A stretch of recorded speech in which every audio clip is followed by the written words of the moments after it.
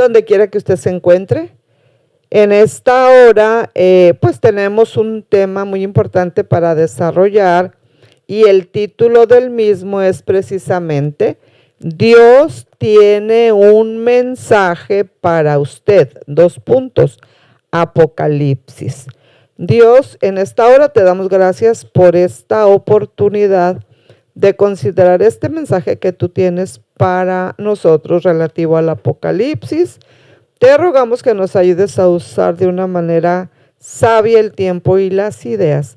En el nombre de nuestro Señor Jesucristo. Amén. Muy bien. Entonces, vamos a considerar de una manera inicial en esta ocasión Apocalipsis. Pero a manera de introducción, o más bien sería de retroalimentación, yo quiero manejar un cierre de lo que nosotros estuvimos considerando en nuestra consideración inmediata anterior con respecto al libro de Joel, para darle un cierre pertinente y adecuado. Entonces, antes de iniciar con el tema de Dios tiene un mensaje para usted, Apocalipsis, permítanme cerrar con Joel. Las ideas que yo deseo dejar en su mente en esta ocasión con respecto al libro que estamos dejando para iniciar con Apocalipsis es lo siguiente. Y aquí me estoy refiriendo al versículo 19 del libro de Joel. Y aquí la idea preponderante que quiero dejar en primer lugar en su mente es: los enemigos de Israel están desolados. Miren, justamente en este tiempo es obvio que se está armando cada vez con detalles más finos las guerras del fin que tienen que ver con la semana 70 de Israel y que culminarán con el Armagedón. No son cosas sencillas, pero el mensaje de Joel habla directamente a nuestros tiempos y no solamente al pueblo de Israel, porque acuérdense que el pueblo de Israel es el medio que Dios está usando para llegar a toda la humanidad. Y claro que sí, lo que pasa en Israel nos concierne a todos nosotros. Entonces, la primera idea fundamental que Joel, Dios a través del profeta Joel, deja sentada firmemente en nuestra mente es, número 1, los enemigos de Israel están desolados. Sí, claro, se están armando las guerras, han afectado mucho a Israel, pero lo que prevalece es lo que dice la palabra de Dios. Joel 3:19.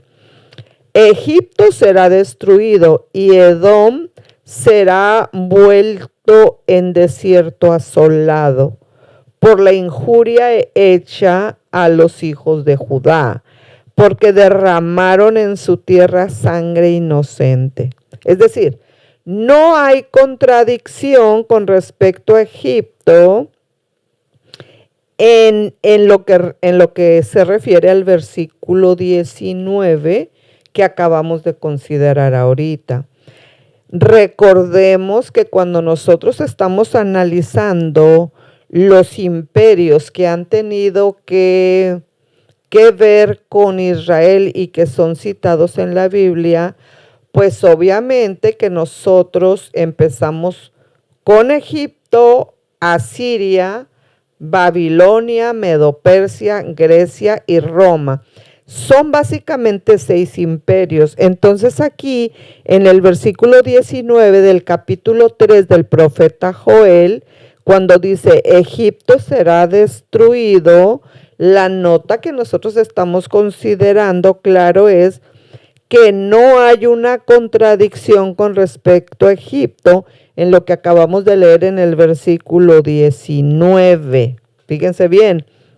Entonces aquí en este mismo versículo 19 del capítulo 3 del profeta Joel, también tenemos que asentar de una manera bien clara que el juicio aquí predicho, es decir, con respecto a Egipto, obviamente corresponde al pasado y es el primer imperio, obviamente, que se cita en esos imperios que de una manera así preponderante son citados a través de la Biblia en esas diferentes épocas en que fungen como imperios dominantes sobre Israel. Entonces dijimos, Egipto, Asiria, Babilonia, Medo-Persia, Grecia y Roma.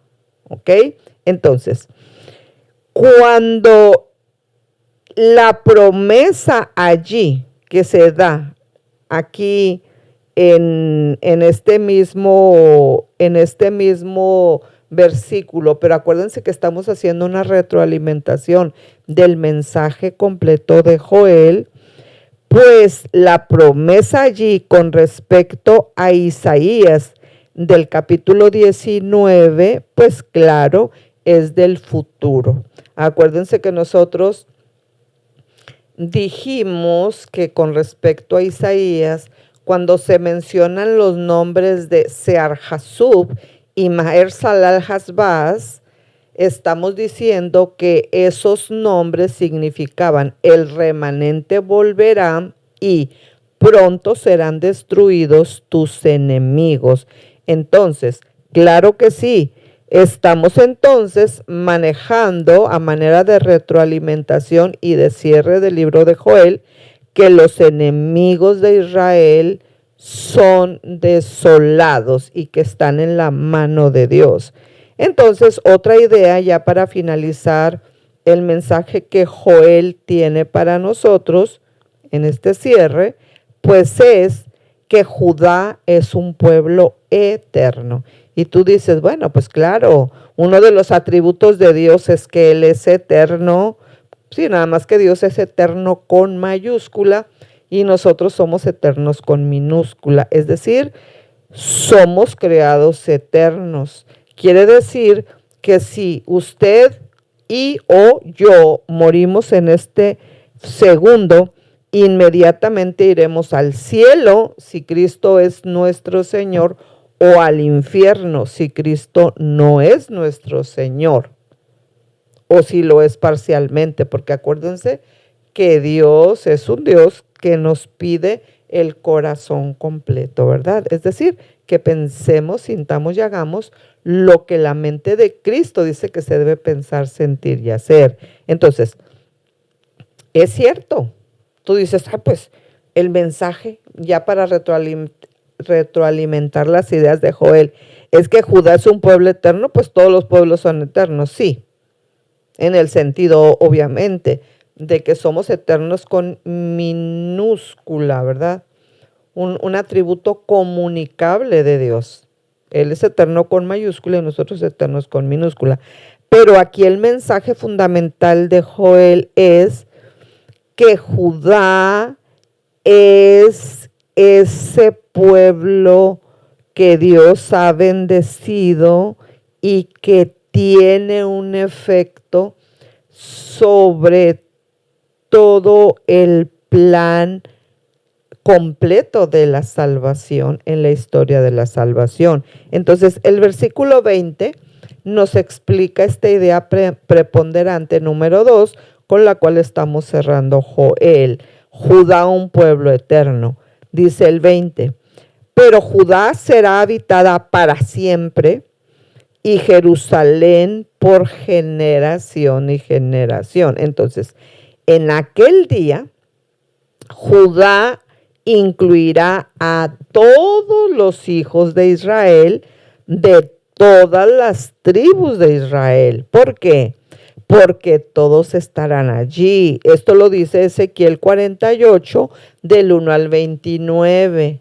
Es el último capítulo de Ezequiel. Entonces yo les pido que ustedes lo lean lentamente, analíticamente y que hagan la relación con Joel. Entonces, eso pues está en Ezequiel 48 del 1 al 29. Las promesas de Dios es que esta tierra, Judá, y esta ciudad, Jerusalén, durarán para siempre.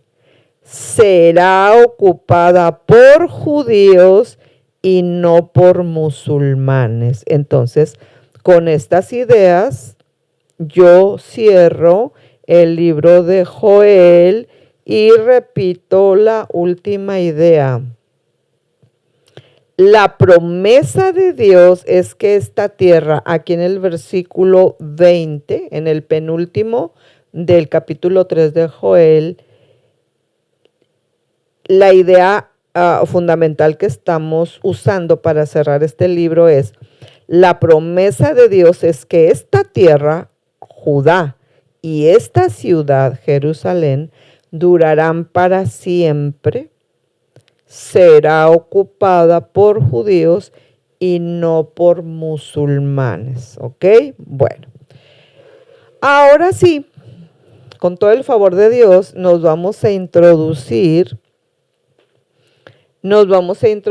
en el tema que nos ocupa en esta ocasión, y el tema es precisamente Dios tiene un mensaje para mí, Dios tiene un mensaje para usted, y el mensaje se llama Apocalipsis. Bien, antes de seguir adelante, yo debo decir que estoy usando la Biblia de estudio textual comentada del ministerio de nuestro amado hermano Jimmy Swaggart, ¿verdad? Una obra maestra.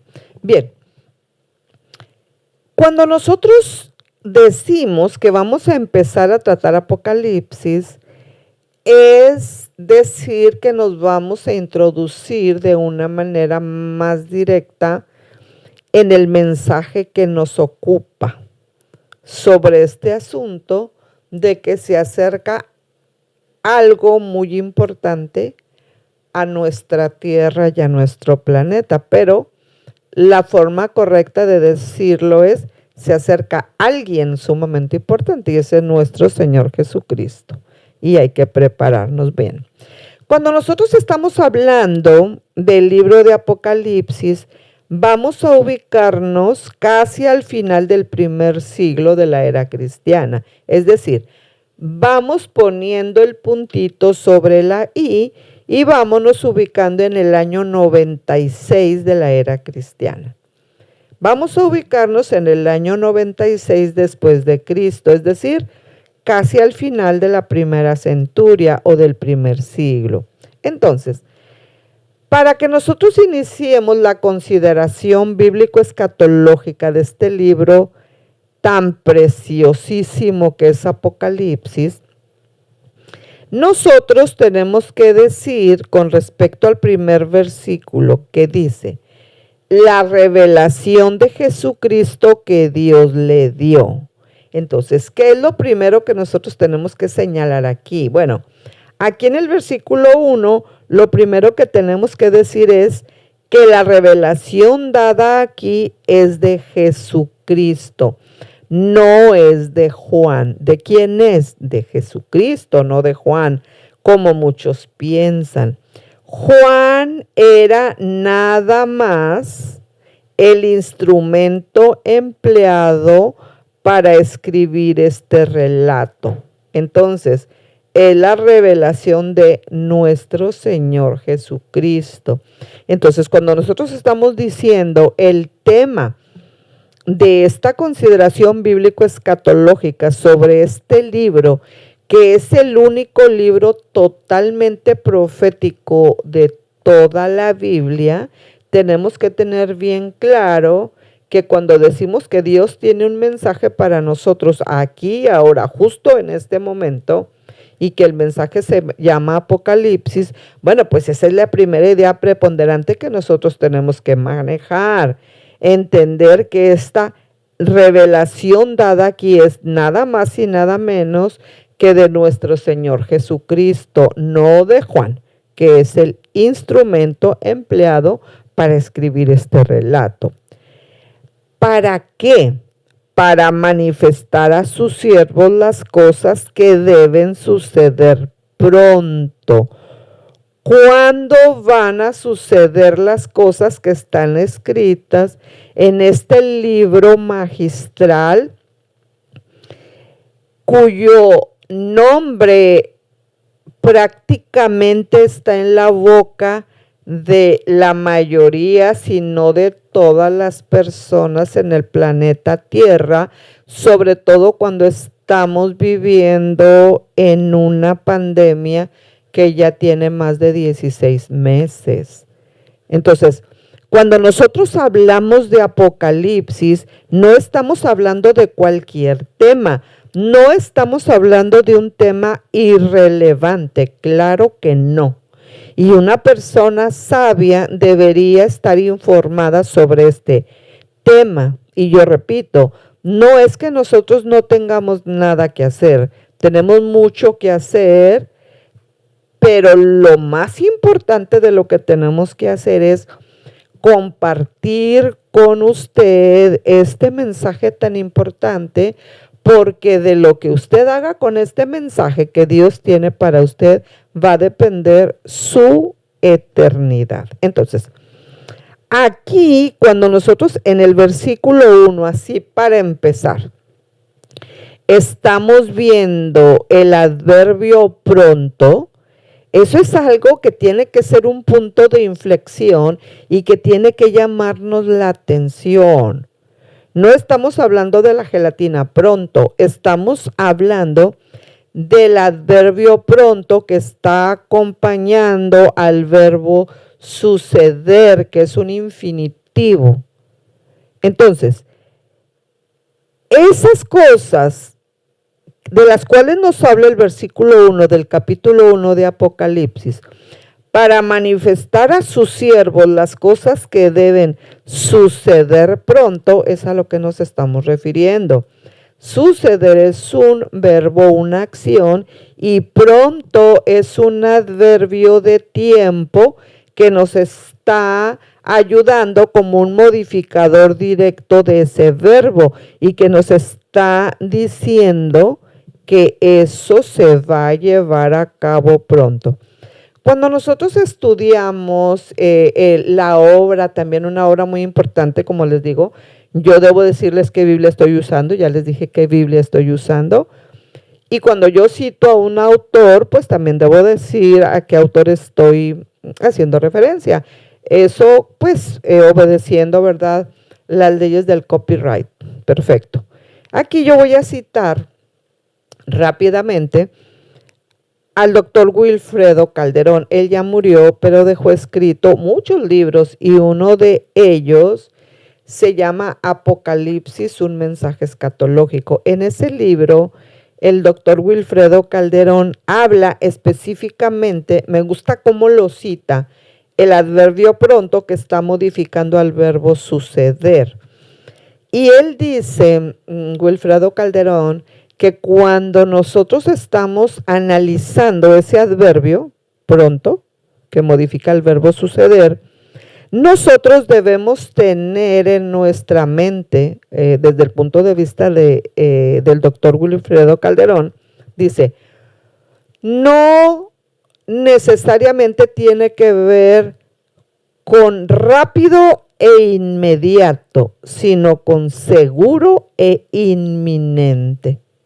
Y acuérdense que nosotros nos manejamos nuclearmente, fundamentalmente en el desarrollo de estas consideraciones bíblico-escatológicas bajo el título genérico o general de la inminencia del arrebatamiento, que podemos irnos pronto en el arrebatamiento y por eso nosotros siempre, cada momento, cada hora debemos tener presente en nuestra mente la necesidad de estar listos ya para enfrentar la eternidad. Y le decimos a Jesús, sé nuestro Señor siempre. Bueno, entonces, pronto.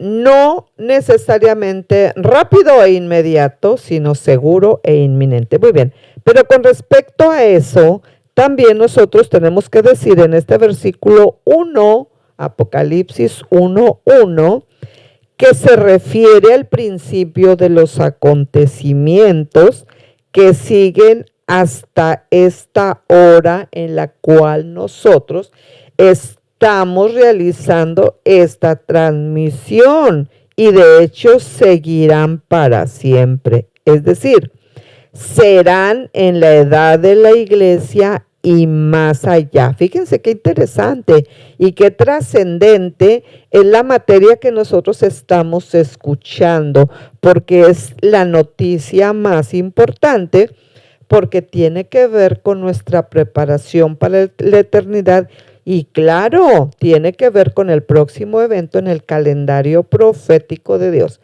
que es el inminente arrebatamiento. Acuérdense, palma de mi mano, inminente arrebatamiento, y una vez iniciada la semana 70, 7 años después, dorso de mi mano, segunda venida propiamente dicha. Muy bien, entonces,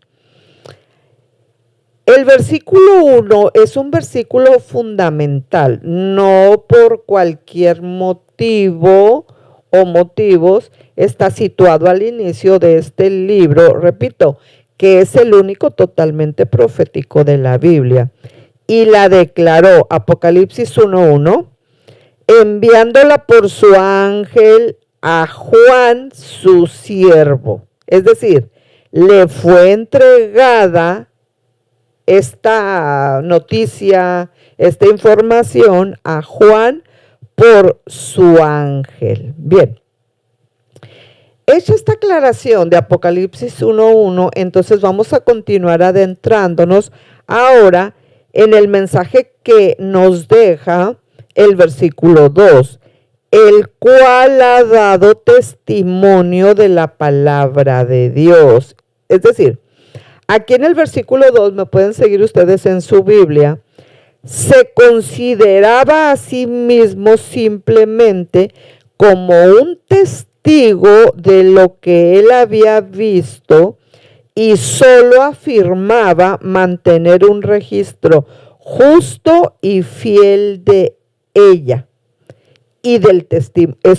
A eso se refiere cuando dice el cual ha dado testimonio de la palabra de Dios. Pero cuando en el versículo 2 se dice y del testimonio de Jesucristo, entonces nosotros tenemos que tener bien claro en nuestro intelecto que Juan era solamente un testigo del testimonio de Cristo. Y cuando el 2 dice, y de todas las cosas que has visto, en el mismo Apocalipsis 1, versículo 2, se refiere a las visiones y a los símbolos dados a Juan.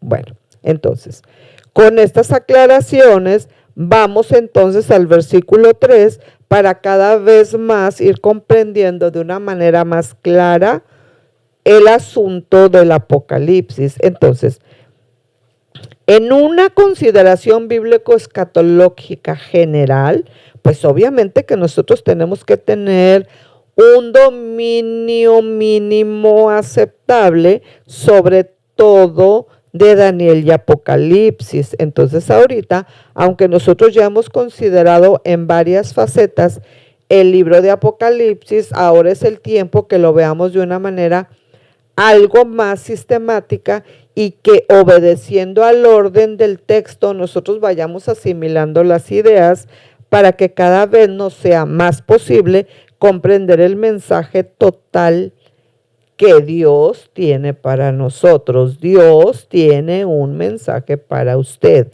y el mensaje se llama Apocalipsis. Muy bien, entonces,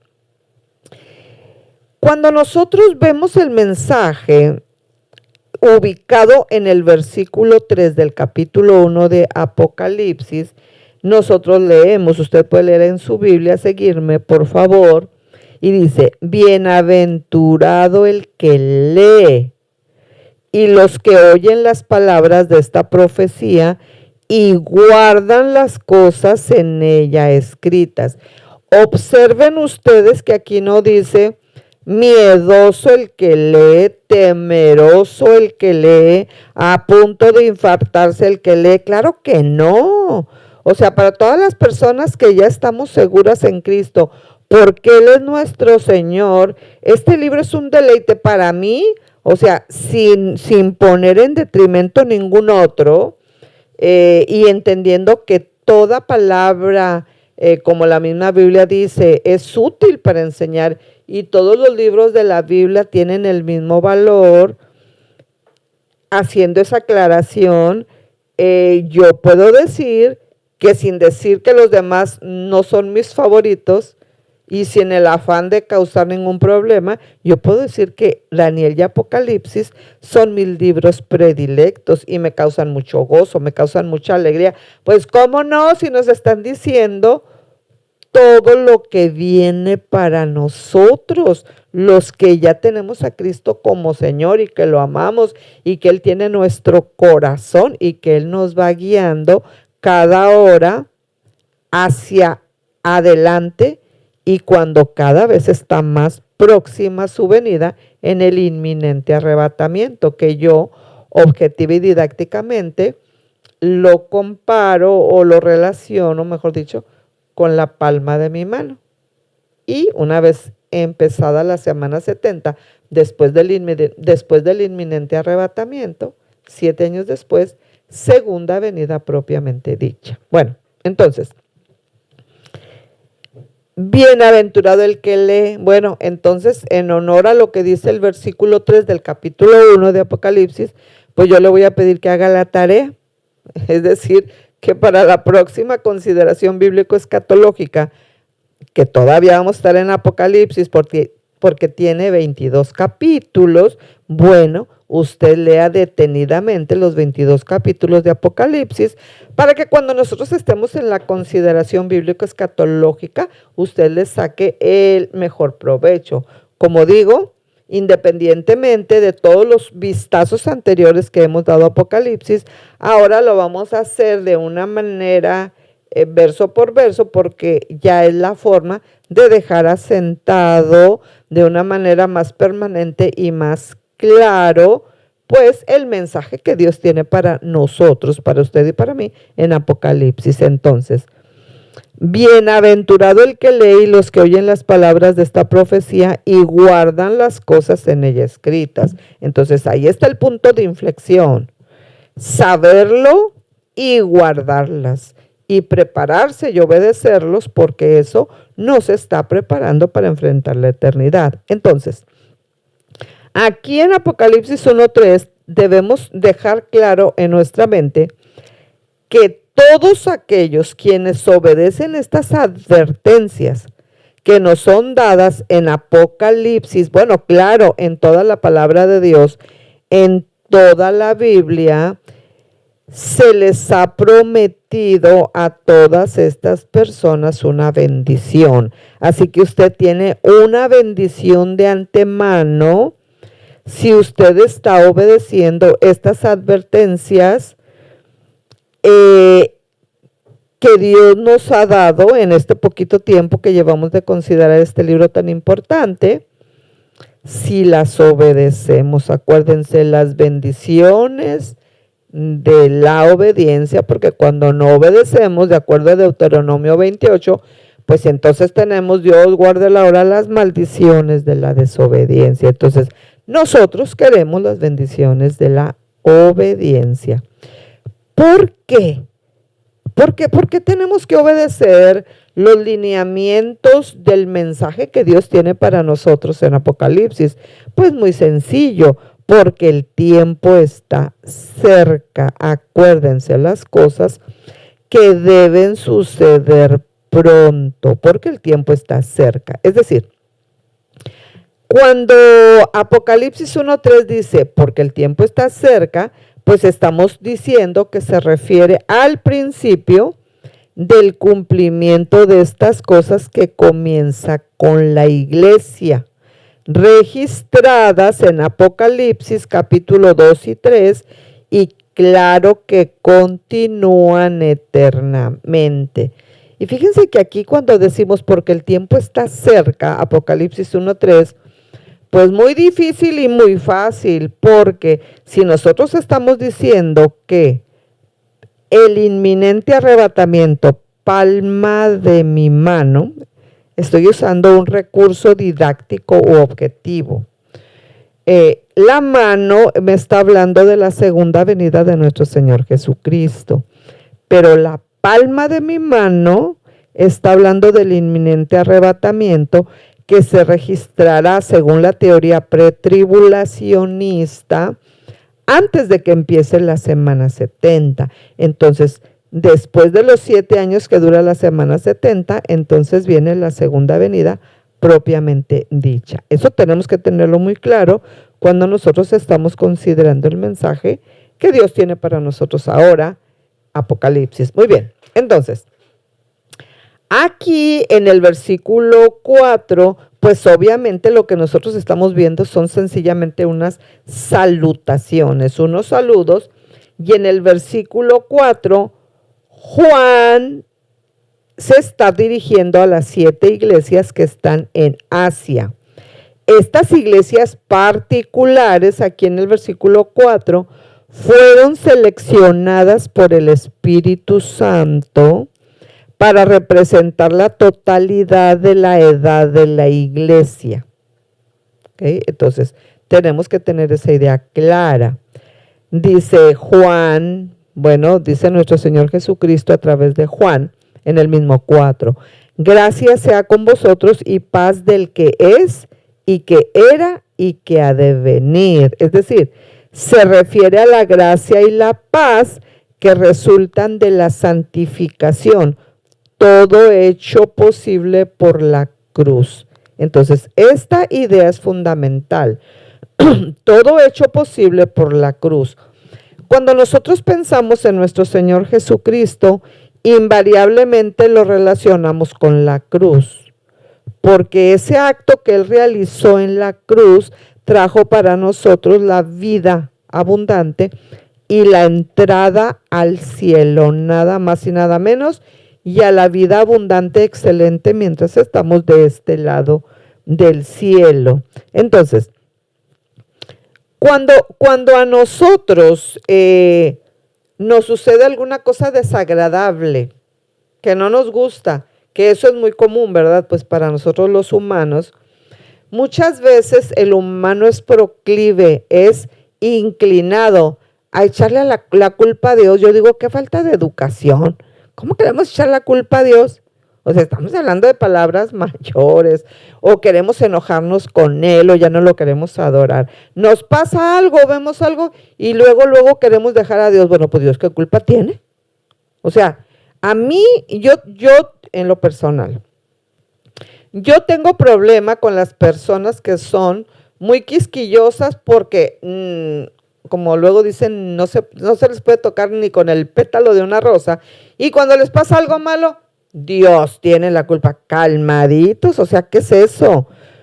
Por eso yo estoy viendo en este día preponderante cuando decimos, se refiere a la gracia y la paz que resultan de la santificación, todo hecho posible por la cruz. Entonces, si a Jesús invariablemente lo relacionamos con la cruz, ¿por qué cuando nosotros somos aquejados por las muchas cosas que vienen a los humanos, sobre todo en este tiempo tan difícil que estamos viviendo, ¿por qué caemos en la trampa de, entre comillas, arremeter contra Dios? Claro que no. O sea, nosotros tenemos que tener una manera de dirigirnos con Dios como lo es. O sea, qué bueno que nosotros le tengamos confianza y que es nuestro Padre, pero la confiancita no es buena. O sea, Dios es Dios y haga lo que haga, nosotros en su voluntad permisiva y en su voluntad soberana, yo lo adoro, lo bendigo y pase lo que pase, lo voy a amar con la ayuda del Espíritu Santo. Bueno, entonces, nada ni nadie, ni lo presente, ni lo porvenir, ni lo alto, ni lo bajo, ni lo que me gusta y que no se me concede, ni lo que no me gusta y que viene, nada nos va a poder separar del amor de Dios que es en Cristo Jesús, Señor nuestro. Si es que nosotros nos seguimos consagrando y dejando guiar por el Espíritu Santo para seguir adelante. Miren, independientemente de todo lo que tengamos que soportar en este lado del cielo, Lo mejor para la iglesia está por venir. ¡Qué belleza! Vale la pena ser cristiano y hacer de nuestro Señor Jesucristo precisamente eso. Pero bueno, aquí en el versículo 4, si ustedes me siguen ahí en su Biblia, nos está hablando también y de los 7 espíritus que están delante de su trono. Es decir, nos las dio de esta manera para poner en relieve el aspecto de las operaciones del Espíritu Santo. Y aquí esta es una referencia directa a Isaías en el capítulo 11 y versículo 2 para checar la relación. Y entonces continúa Juan y dice, en este aspecto de las salutaciones, dice, y de Jesucristo, el testigo fiel. Es decir, vida terrenal de obediencia perfecta, el primogénito de los muertos. Es decir, se refiere a su resurrección. ¿De quién? Pues de nuestro Señor Jesucristo. Se refiere a su resurrección, que es las primicias, según Romanos 8:21, y el soberano de los reyes de la tierra. Es decir, se refiere a su señorío en el mundo. Y fíjense que cuando nosotros hablamos aquí en el versículo 5 del señorío de nuestro Señor Jesucristo en el mundo, esto es algo bien impactante. Pero lo realmente impactante, ya hablando en el aspecto individual, es que Él sea Señor sobre nuestra propia vida. Porque si es Rey sobre todo el mundo y el universo y no es sobre nuestra propia vida, pues entonces nosotros no estaríamos preparados para enfrentar la eternidad. Entonces, cuando dice, y el soberano de los reyes de la tierra, se está refiriendo a su señorío del mundo y en este caso, con todo el favor de Dios, de todos nosotros, que es un tema clave del libro de Apocalipsis. Entonces aquí ya estamos llegando a un punto focal,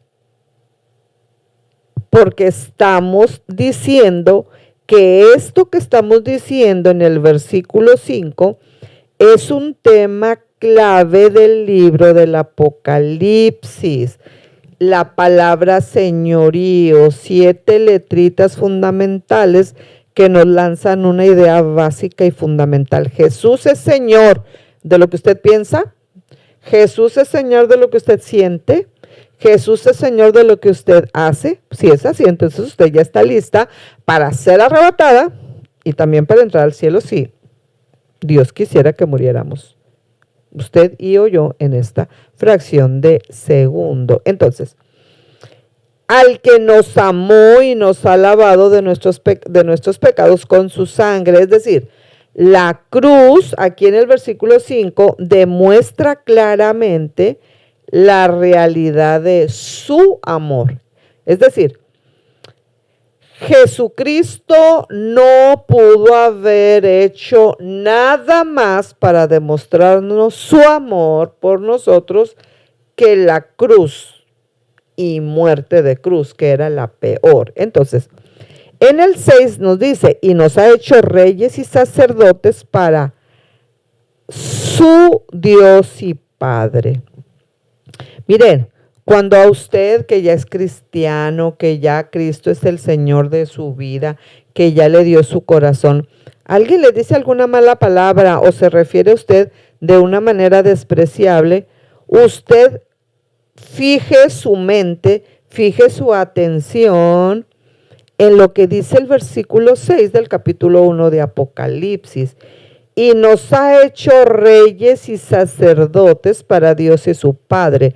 Dios nos concede eso, ser reyes y sacerdotes para su Dios y Padre. Es decir, esto fue hecho posible por lo que Cristo hizo en la cruz y solo por lo que Cristo hizo en la cruz. Así que si nosotros relacionamos a Cristo con la cruz, ¿por qué no vamos a estar capacitados para enfrentar cualquier tribulación que pueda venir a nosotros y seguir adelante hasta el momento que viene y viene pronto, donde no más lágrima, donde no dolor, no muerte. Entonces, lo mejor para la iglesia, lo mejor para los súbditos del Señor Jesucristo viene. Entonces, vale la pena ser fieles al Señor. Y entonces, Juan así lo reconoce, ahí en el mismo versículo 6, cuando dice, a Él, a nuestro Señor Jesucristo, sea dada la gloria y el imperio para siempre, jamás. Amén. Es decir, Cristo es el Redentor. Por lo tanto, Él merece la gloria y el imperio que serán suyos eternamente. Entonces, ¿saben por qué muchas personas, tratando este punto de inflexión que nos acaba de presentar Apocalipsis en esto que hemos leído, cuando nos dice que señorío es una palabra clave en Apocalipsis, ¿saben por qué muchas personas no permiten que Cristo Jesús sea siendo el Señor de su vida? Porque sí tienen en su mente claro que la obra de Cristo en el Calvario fue perfecta y determinante. Entonces, cuando nosotros estamos hablando de la obra de la cruz, que se cita de una manera muy permanente para enfatizar la importancia de ello, nosotros hablando didácticamente, objetivamente, lo más claramente posible, claro, ubicamos eso en un tiempo ya realizado, en un tiempo perfecto. Él ya realizó este acto que está enfatizado aquí en el versículo 6 del capítulo 1 de Apocalipsis. Hecho posible por lo que Cristo hizo en la cruz y solo por lo que Cristo hizo en la cruz. ¡Qué perfecto! En un tiempo pretérito perfecto. Ya murió, ya nos salvó, ya nos redimió. El punto focal aquí tiene que ver, como lo acabamos de leer ahorita, con el señorío. Y es que para que el señorío de Jesús siga siendo estableciendo en tu intelecto, en tu sentimiento y en tu voluntad, en tu cuerpo, requiere de lo que didáctica u objetivamente le podemos llamar la consagración. Si nosotros en el tiempo presente no nos consagramos, Dios no tiene que venir a consagrarse por nosotros. De hecho, Él no va a venir a consagrarse por nosotros, porque eso es lo que nos corresponde a nosotros. Por supuesto que el Espíritu Santo, el Paracleto, nos consuela, nos ayuda, nos guía, nos dirige. Y es por la ayuda del Espíritu Santo que nosotros en este lado del cielo todos los días nos consagramos porque somos salvos, porque Jesús es nuestro Señor y el Espíritu Santo nos va marcando la pauta. Pero si usted no se consagra, entonces poco a poco el señorío de Cristo irá desapareciendo paulatinamente de su vida. ¿Por qué? Porque si no nos consagramos otra vez, Cristo ya murió por nosotros, pero no va a venir a consagrarse por nosotros. Fíjense que aquí sí es adecuado que nosotros consideremos este temita. De hecho, ayer me preguntaron eso. Oye, dice, ayer o antier, oye, y la salvación se pierde. Entonces yo digo, bueno, desde el punto de vista de Dios, claro que no, porque Él murió por todos, por todos, por todos. Entonces, porque hay gente en el infierno y porque hay gente que en este mismo momento va llegando al infierno. Pues esa no es la culpa de Dios. Entonces, si Dios murió por todos y el sacrificio es perfecto, santo, maravilloso, absoluto, entonces, ¿por qué hay gente en el infierno? Bueno, pues no fue porque Dios falló. Si hay gente en el infierno es porque la gente no quiso el señorío de Cristo. Entonces, las personas que ahorita están en el infierno y que ahorita mismo van llegando al infierno, fíjense qué realidad tan evidente. En este preciso segundo, alrededor del mundo, hay muchas personas que están llegando al infierno y sí van a salir de allí. Van a salir de allí cuando sean llamados a estar frente al juicio del gran trono blanco, donde oficialmente van a ser enviados a lo que se le puede llamar una prisión federal, o sea, de una prisión estatal, entre comillas, que sería el infierno, son enviados al juicio del gran trono blanco, donde oficial y legalmente serán enviados, ahora sí, a lo que ya le llamaríamos, entre comillas, una penitenciaría federal y permanente. Entonces, ¿por qué? Bueno, porque hablando de una manera otra vez objetiva y lo más didáctica y claramente posible, la falla no está en Dios, claro que no está en Dios, está en la persona que no quiere el señorío de Cristo sobre ella. No lo quiere, entonces esa persona poco a poco va dejando la consagración y entonces la persona que llegó al infierno o que va llegando al infierno va ahí por su propia decisión. Entonces, desde el punto de vista de Dios, claro que no se pierde. La persona que va a perderla será porque ella misma así lo decidió. ¿Y cómo empezó esto? Pues no se consagró. A ver usted, aquí vamos a hacer un paréntesis. Usted en su vida de consagración, ¿todos los días tiene un plan para la Biblia? Todos los días, bueno, vamos a decir la semana, mínimo un día de ayuno.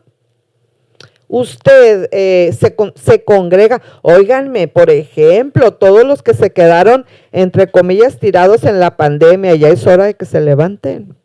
O sea, yo no digo que la pandemia sea cualquier cosa, pero si nosotros dejamos de congregarnos y dejamos de consagrarnos, poco a poco cualquier cosa nos va a tumbar. Entonces, si usted no tiene un plan sistemático permanente de leer la palabra, ese es un foco rojo. Si usted no ayuna, o sea, si el ayuno no forma parte de su vida, eso es un foco rojo. Si usted no se congrega, ese es un foco rojo fosforescente. Si usted no ora, Dios mío, entonces es el tiempo de levantarnos del sueño. ¿Sabe usted que en el momento que venga el arrebatamiento, muchas personas van a estar dormidas, o sea, van a estar muy ajenas a este mensaje? Dios tiene un mensaje para usted que se llama Apocalipsis. Entonces, para que nosotros entremos, fíjense bien, a lo que yo le estoy llamando objetiva y didácticamente, para hacerlo más claramente posible, para que nosotros entremos al tiempo futuro, entre comillas, de la salvación, que es la glorificación, que es cuando ya vamos a estar en el cielo, pues tenemos que ser obedientes al mensaje que Dios tiene para nosotros aquí en Apocalipsis, es decir, consagrarnos. El tiempo presente de la salvación, hablando objetiva, didáctica y claramente, yo me estoy permitiendo llamarlo la consagración. Entonces, sí consagración, sí obediencia al señorío de Cristo. Nos vamos entonces en el futuro, cuando Dios diga, a través del inminente arrebatamiento, a través de la muerte, nos vamos a la gloria, al cielo. ¡Qué belleza! ¡Qué belleza! ¡Qué cosa tan bella! Pero si nosotros no nos consagramos ahora, si no nos interesa, si no es algo prioritario, mire, le voy a decir una cosa. Si usted a la consagración no le da el primer lugar, Dios no es plato de segunda mesa. Así que Dios es primero, y si queremos pasar a la glorificación en la etapa o en el tiempo futuro de la salvación, estoy parafraseando o estoy tratando de ser clara y objetiva, pues entonces en vez de irnos a la eternidad, al cielo, pues nos vamos a ir al infierno. Entonces, está de por medio todo, porque aquí vivimos, ¿qué? ¿70? ¿80? Yo ya tengo 61, ¿verdad? Pero allá es la vida eterna, es la vida eterna. Entonces, Dios tiene un mensaje para usted y el mensaje se llama Apocalipsis. ¿Quiere usted ir a la eternidad, al cielo? Hay que consagrarnos y hay que cuidar que Jesús sea el Señor sobre nosotros todo el tiempo. Cristo, a Él sea la gloria y el imperio, escribe Juan, para siempre jamás. Amén. Cristo es el Redentor. Por lo tanto, Él merece la gloria y el imperio que serán suyos eternamente. Bueno, cuando nosotros llegamos al versículo 6, la segunda idea preponderante, pues después de la salutación de Dios tiene un mensaje para usted, 2 puntos, Apocalipsis, entonces es donde nosotros nos vamos a ir sumergiendo en el tema. ¿Cuál tema? Pues el tema del mensaje que Dios tiene para nosotros en Apocalipsis. El tema, ¿ok? ¿Cuál es el tema? Vayamos al versículo 7. He aquí que viene con las nubes, es decir, la segunda venida de nuestro Señor Jesucristo es el tema principal de este libro. La palabra nubes representa grandes números de santos. Aquí ya venimos, los que fuimos arrebatados 7 años antes, con Él, venimos con Él porque 7 años antes, en el inminente arrebatamiento, fuimos arrebatados. Fíjense bien, la palabra nubes representa grandes números de santos. ¿Cuáles santos? Pues aquí tengamos en nuestra mente los que fueron arrebatados en el inminente arrebatamiento 7 años antes. Inminente arrebatamiento, segunda venida. Ok. Y todo ojo le verá. Cuando hablamos del tema de Apocalipsis, tenemos que entender aquí que en el versículo 7, y todo ojo le verá, se refiere a todos quienes estarán en las inmediaciones de Jerusalén, y es hasta posible que millones podrían verlo por internet. Oigan, chequen el punto. Oye, pero qué tremendo va a ser ese momento. Acuérdense que aquí no estamos hablando del inminente arrebatamiento. Cuando estamos hablando del versículo 7 del capítulo 1 de Apocalipsis, estamos hablando segunda venida propiamente dicha, 7 años después del inminente arrebatamiento, o dicho de otra manera, 7 años antes se llevó a cabo el inminente arrebatamiento de acuerdo a la teoría pretribulacionista. Cuando Él venga aquí, dorso de mi mano, segunda venida propiamente dicha, se refiere a todos quienes estarán en las inmediaciones de Jerusalén, y es hasta posible, muy posible, yo diría casi seguro, que millones de millones podrían verlo por internet. Qué tremendo, así como usted está viendo este programa, imagínense cuando la gente 7 años después del inminente arrebatamiento lo estén viendo por internet, y los que le traspasaron, versículo 7, los judíos entonces sabrán y no cabrá sombra de duda de que Jesús es el Mesías y Señor. Subrayemos, Mesías y Señor. Dice Cristo a través de Juan en el versículo 7, y todos los linajes de la tierra se lamentarán sobre él, así sea, amén. Es decir, el lamento aquí en el versículo 7 ocurrirá debido al juicio que traerá Cristo al mundo por su pecado y vergüenza. Y yo termino esta consideración bíblico-escatológica en el versículo 8. Yo soy el alfa y la omega, principio y fin, el primero, el último, el único Dios, dice el Señor, que es y que era y que ha de venir el Todopoderoso. Y mi última consideración específica, aquí en el versículo 8. La palabra todopoderoso en el versículo 8 garantiza que Él va a ser capaz de cumplir todo, absolutamente todo lo que Él dice. Así que, si Cristo dijo, he aquí yo vengo pronto, pronto es pronto y podría ser inminente arrebatamiento, palma de mi mano, en este mismo segundo. ¿Usted ya está listo? ¿Por qué no invita a Cristo para que sea su Señor? En el mensaje que Dios tiene para usted y para mí, Apocalipsis, que nos quede grabado eso. Él viene pronto y nosotros ya estamos listos, gracias a Dios. No está listo, pues es tiempo de hacerlo.